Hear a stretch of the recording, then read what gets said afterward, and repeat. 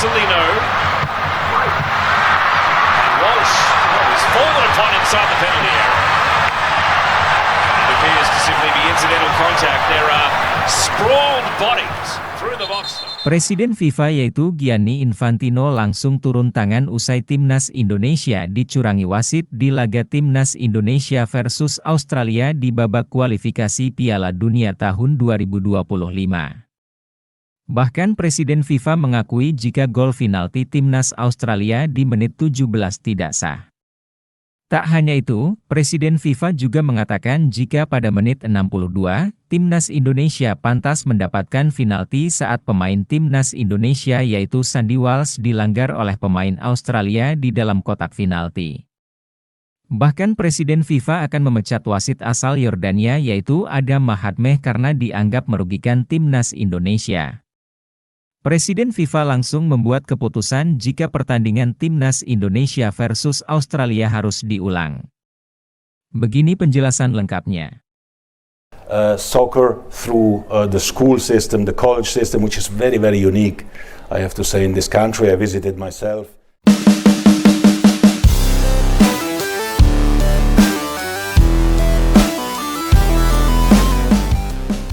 Setelah pertandingan antara Timnas Indonesia dan Timnas Australia dalam babak kualifikasi Piala Dunia 2026 menuai kontroversi besar setelah keputusan wasit asal Yordania yaitu Adam Mahatmeh, yang dianggap merugikan Indonesia.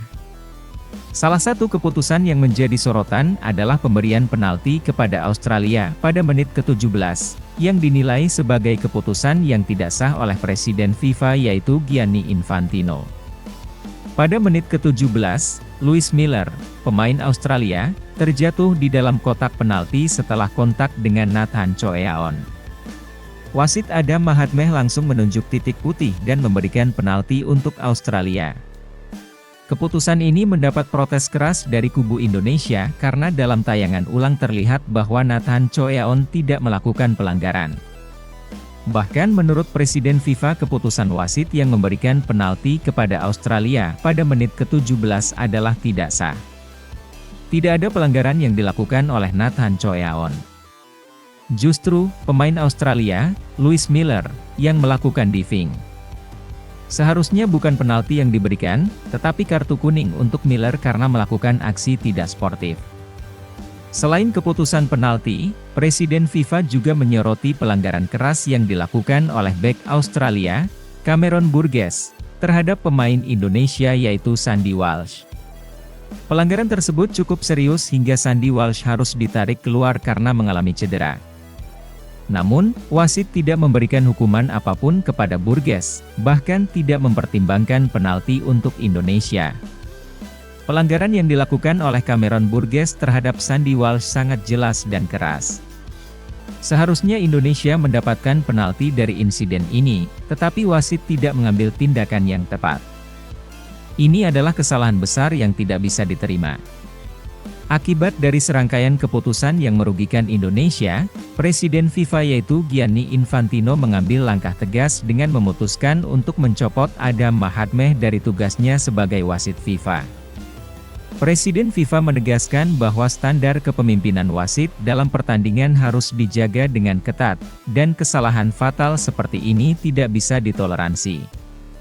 Kami tidak akan mentoleransi kesalahan wasit yang merugikan Timnas Indonesia.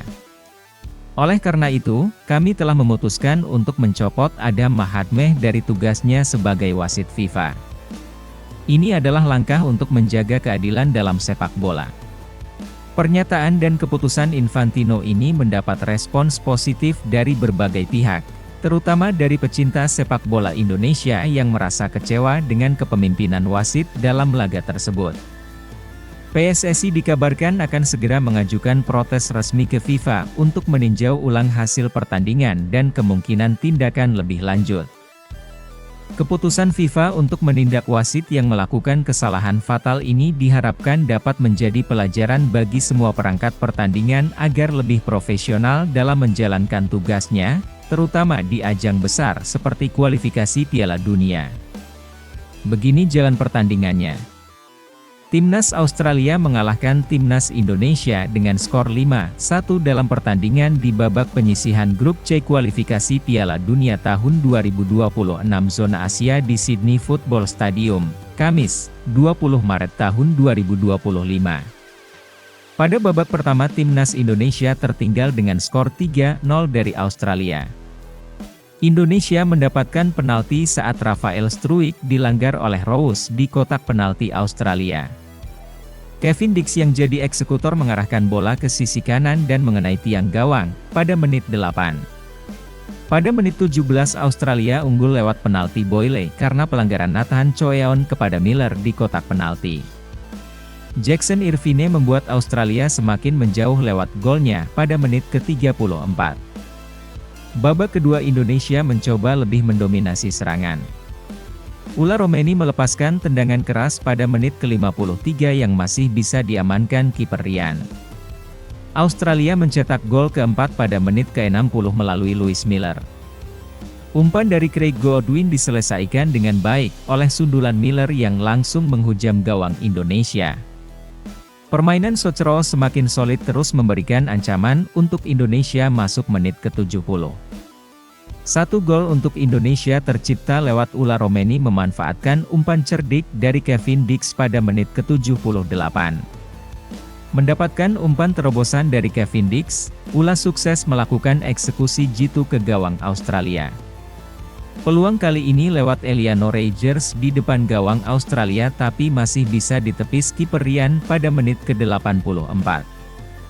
Gol kelima bagi Australia pada menit ke-90 lewat Jackson Irvine. Sebelumnya ada umpan yang diberikan oleh Craig Godwin lewat tendangan sudut. Ini merupakan debut Patrick Kluivert yang pahit dengan kebobolan 5 gol. Berita kedua.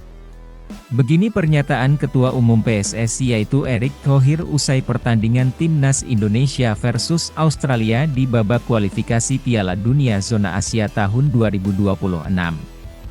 Ketua Umum PSSI yaitu Erick Thohir mengaku sangat terkejut dengan penampilan Timnas Indonesia saat menghadapi Australia dalam laga kualifikasi Piala Dunia 2026. Erick Thohir menyatakan bahwa performa yang ditunjukkan oleh para pemain di laga ini benar-benar di luar ekspektasi, terutama dalam hal organisasi permainan, pertahanan yang disiplin, serta keberanian para pemain dalam menghadapi tim sekelas Australia. Jujur, saya sangat terkejut. Timnas Indonesia tampil luar biasa malam ini. Mereka tidak hanya bertahan dengan disiplin, tetapi juga berani menyerang dan memberikan perlawanan sengit kepada Australia. Salah satu kejutan terbesar dalam pertandingan ini adalah penampilan impresif Ula Romeni, penyerang naturalisasi baru Timnas Indonesia. Meski baru pertama kali bermain untuk Garuda, Ula Romeni langsung menunjukkan kelasnya sebagai penyerang berbahaya. Kecepatan, kelincahan, serta ketenangannya dalam duel dengan bek lawan menjadi sorotan utama. Bahkan, dalam satu momen pertandingan, Ula Romeni terlihat menang duel melawan bek Australia, Jason Davidson, yang dikenal sebagai salah satu bek tangguh di timnas Australia. Ketangguhan fisik dan mental Romeni di laga debutnya ini benar-benar mengejutkan Erick Thohir. Saya tidak menyangka Ula Romeni bisa langsung nyetel dengan tim dan bermain sehebat ini. Dia menunjukkan mentalitas petarung dan berhasil memenangkan duel dengan pemain bertahan Australia. Tidak hanya itu, Ula Romeni juga beberapa kali nyaris mencetak gol melalui pergerakan cerdasnya di lini depan.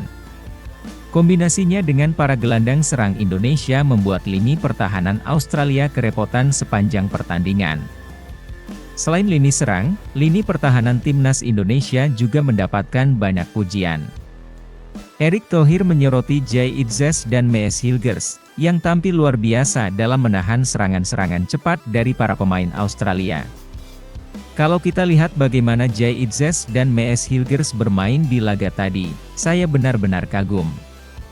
Mereka bermain sangat disiplin, tenang, dan mampu membaca permainan lawan dengan sangat baik. Sepanjang pertandingan, duet Jay Itzes dan Mees Hilgers mampu menggagalkan beberapa peluang emas yang diciptakan oleh para pemain Australia. Mereka juga beberapa kali melakukan intercept krusial yang mencegah gawang Indonesia kebobolan. Tidak hanya dua bek tengah tersebut, dua bek sayap Indonesia juga tampil solid dalam laga ini. Mereka tidak hanya fokus bertahan tetapi juga beberapa kali membantu serangan melalui umpan-umpan silang ke kotak penalti lawan. Bahkan Erick Thohir juga memberikan pujian kepada pelatih baru Timnas Indonesia yaitu Patrick Kluivert, di mana Kluivert memainkan strategi yang sangat matang dalam pertandingan ini dengan menggunakan formasi 4-2-3-1.